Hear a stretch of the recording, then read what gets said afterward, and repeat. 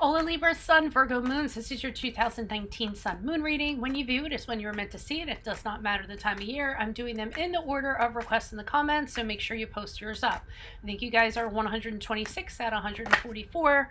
The first portion of this reading will be the textbook definition of your Sun Moon sign, so please refer to the source I credited below.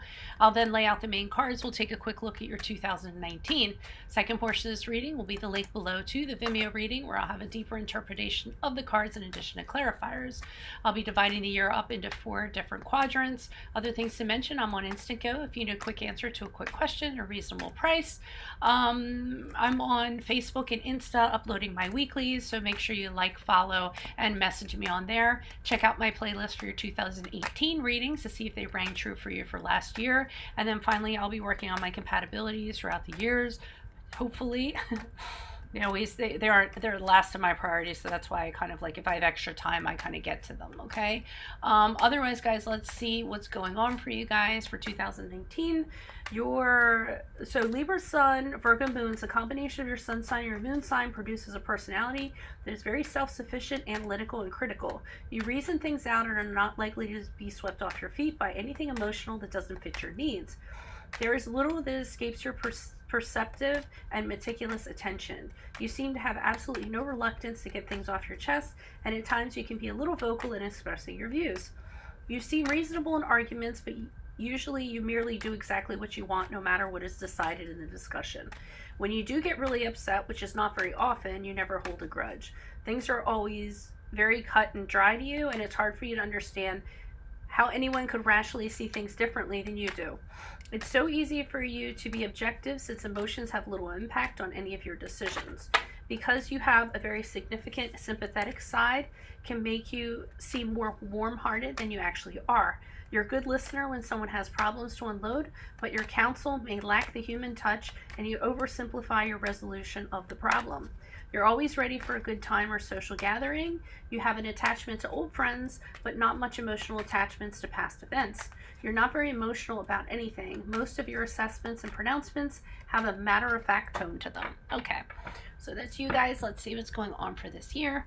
Holy Spirit, Angels, Divine Guides, Universe, can you please show me January, February, March for Libra Sun, Virgo Moons? We have the 4 of Wands in the upright. Can you please show me April, May, June energies for Libra Sun, Virgo Moons? Okay, you guys have 2 cards, the 6 of Wands in the upright with the 10 of Swords in the reverse.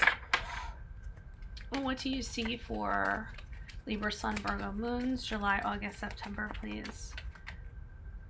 Okay, we have the Magician in the upright and Libra Sun, Virgo Moons, October, November, December, please, for 2019. What are the energies you see? We have the 4 of Swords in reverse. Okay, so we start off feeling like January, February, March, things are amiss in the home, okay?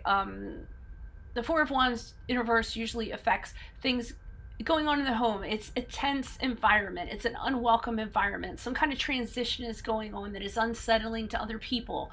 Somebody might be moving out and leaving the other person. There's just a general lack of harmony. It's kind of, the 4 of Wands to me is when you come home to your house, you're just like, you're walking up the driveway and you're like, oh, I just don't want to walk in there. You know, that kind of feeling, that kind of dread. So things are amiss in your household or in your home and how you feel in your own home, whatever your home is, or whatever you consider home, okay?